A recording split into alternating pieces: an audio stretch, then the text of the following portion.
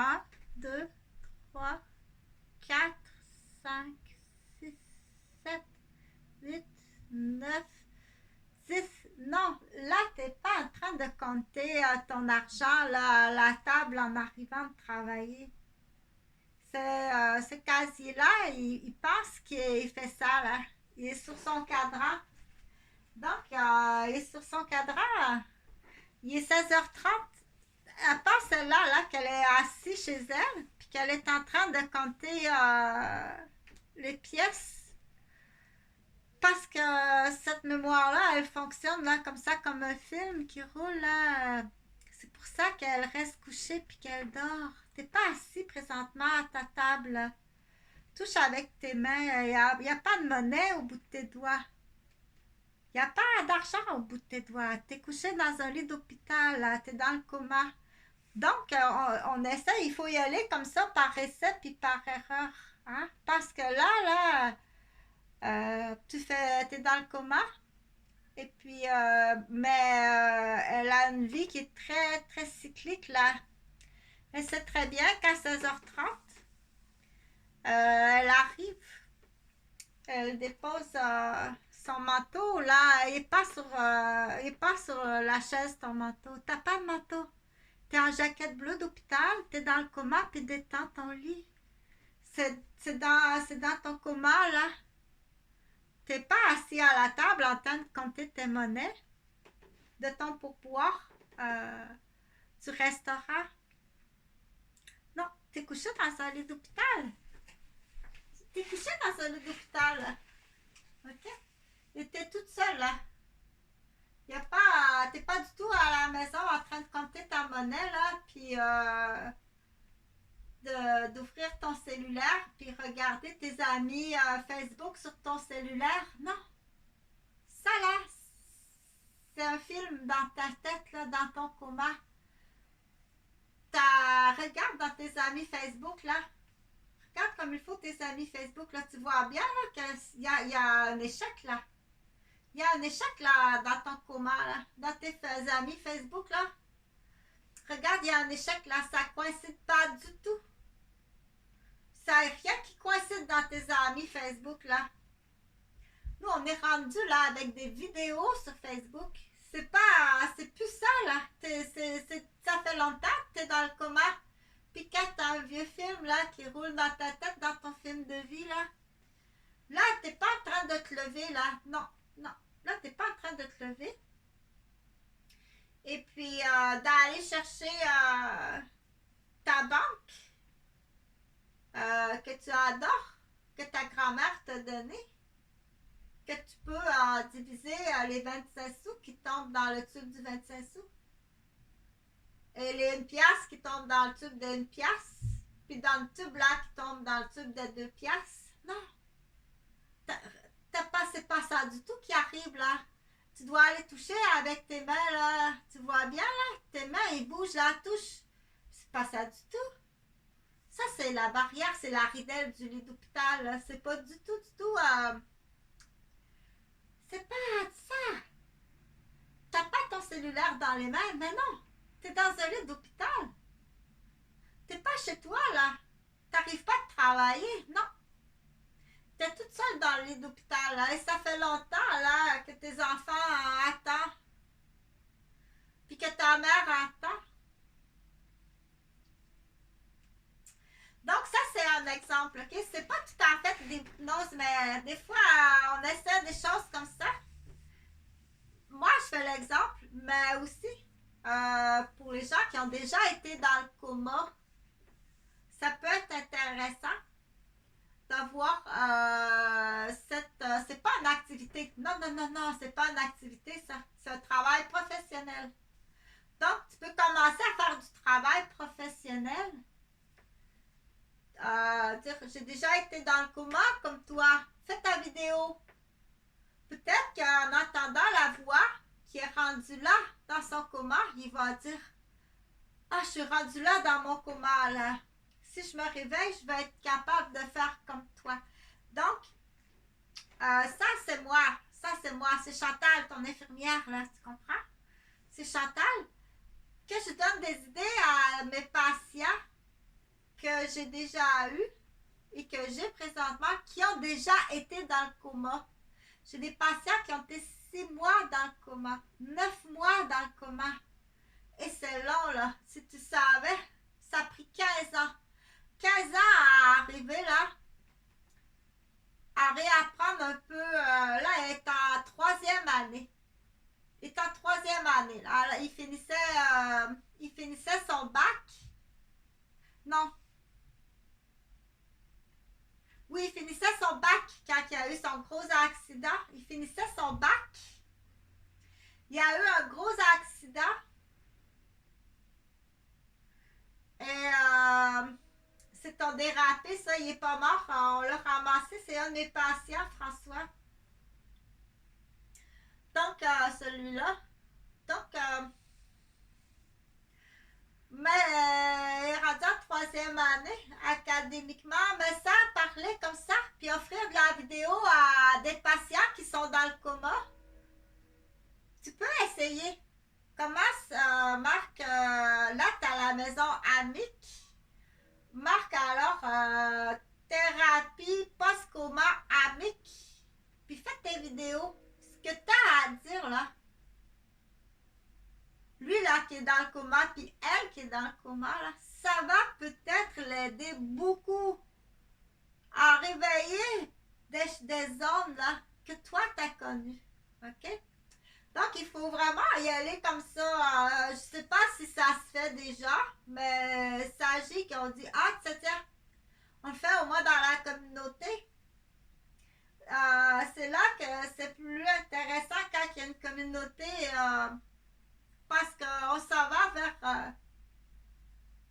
vers des aires d'une société où les familles sont détachées, malheureusement. Dans certaines provinces, États ou pays, les familles sont détachées. C'est des petites familles. C'est tout petit. Ça a l'air trompeur comme ça, là, mais... Et donc, il faut s'attacher à une communauté à ce moment-là. C'est vraiment la meilleure des choses. Il faut s'attacher. Il y en a qui vont s'attacher au travail, à une fraternité ou un club. Mais il faut faire attention. Il ne faut pas aller chercher une dépendance affective, là. Dire, je suis d'une petite famille, je suis enfant unique, mon père est enfant unique, donc... je me suis attachée à un club pour voir du monde parce que j'ai personne. Et il faut être prudent pour pas les gens qui vont il y a des gens qui peuvent arriver puis voir ça comme une proie facile. Donc, les meilleurs groupes à se rattacher, je pense que c'est des groupes de la communauté où tu restes dans ton secteur. Je pense que c'est la formule gagnante. Reste dans ton secteur. Attache-toi au secteur, à la communauté de ton secteur. Et puis, je pense vraiment que c'est ce qu'il y a de formule gagnante. Donc, ça peut être...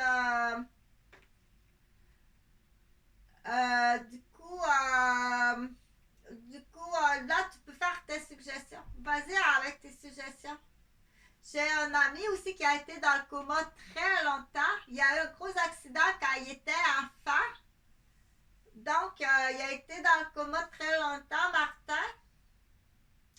Et puis, il s'est rattaché longtemps à la communauté à aller jouer aux quilles. Alors, il allait jouer aux quilles. Et puis, il aime ça. Il aime ça. C'est un corps d'adulte, là. Mais il adore jouer aux quilles. C'est là qu'il faut faire attention. OK? Puis c'est là que c'est important. C'est pas facile de travailler avec des patients quand on n'a pas les dossiers. Dire, aime ça. C'est un adulte, là, mais j'aime ça jouer au golf. Il aime ça jouer au mini-pot, lui. Il adore ça jouer au mini-pot, là. Il aime ça jouer au mini-pot. Tu peux pas savoir comment il est heureux. Parce que c'est important qu'il soit heureux, OK? Il peut jouer au mini-pot. J'aime ça, c'est pas possible, OK? Même s'il a 40 ans. Donc, des fois, c'est difficile de pister. Il y a un corps d'adulte, mais il y a des choses qu'il adore. Il y a des choses, puis quand on vieillit, qu'on arrive au 3e âge aussi, dans le processus du vieillissement qui est tout à fait normal. Il n'y a rien d'anormal, OK?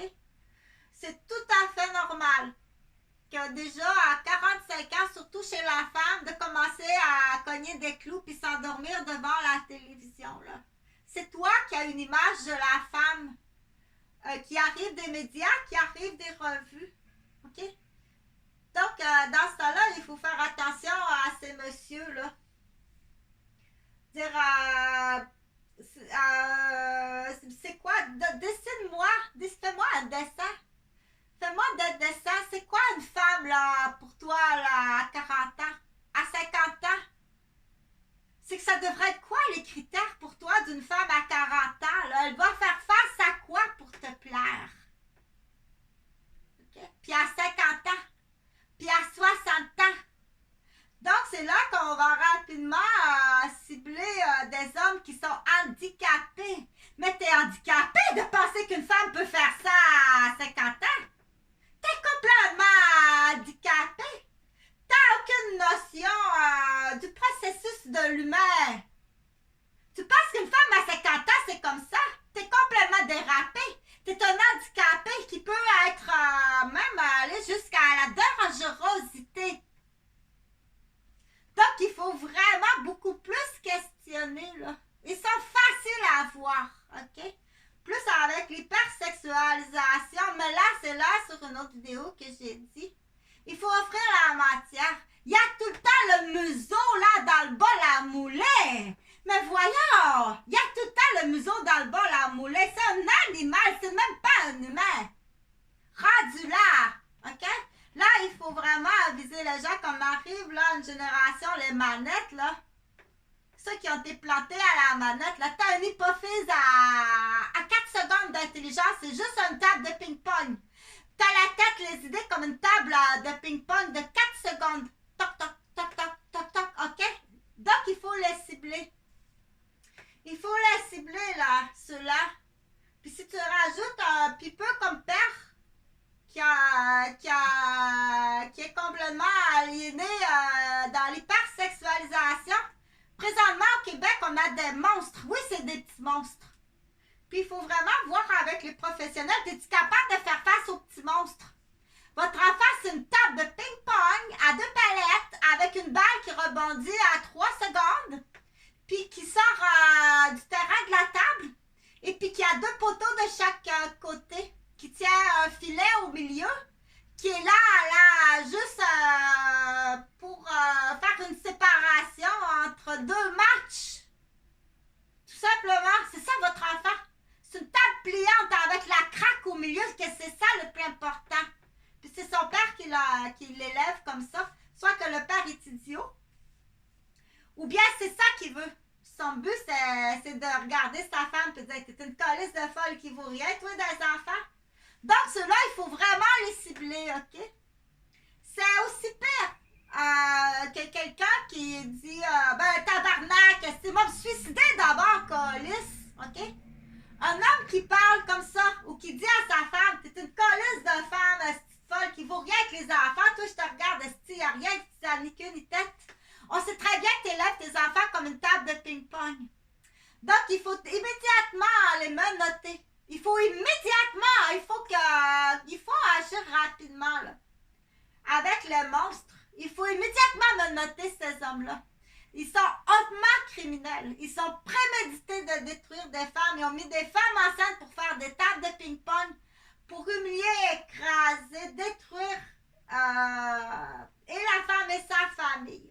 Donc, après ça, ils vont emmener leur enfant. Tu penses que tu vas pouvoir jouer au pool avec ton enfant? Et tu commences à jouer au pool avec ton enfant, hein? Mais regarde qu'est-ce qui arrive, là. Il a empoché la 8, là, dans le coin. C'est ça qui arrive. Donc, il faut cibler ces idiots-là. On en a plein au Québec. Donc, rouvre-en bon, on dit, dans le fond, on encourage les nouvelles recrues à aller pousser la compétence au niveau du système de la sécurité puis de toutes les municipalités du Québec.